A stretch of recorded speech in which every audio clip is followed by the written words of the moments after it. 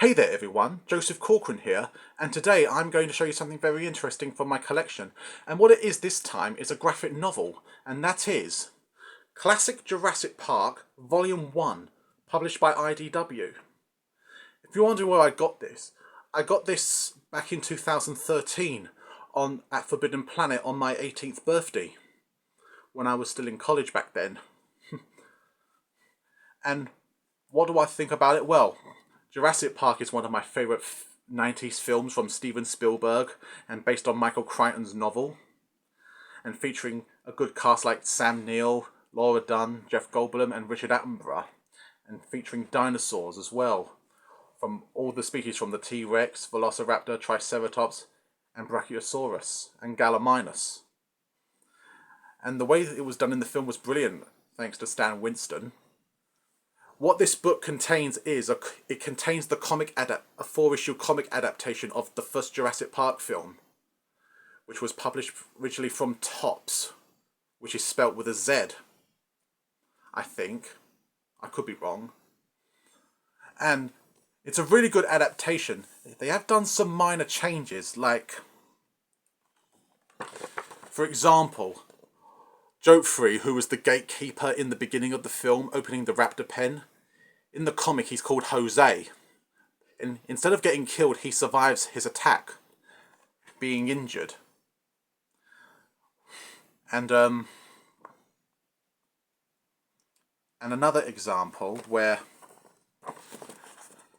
Dennis Nedry meets Louis Dodson in San Jose, Costa Rica, but not on a beach, not on a cafe on the beach, but in a cafe hotel.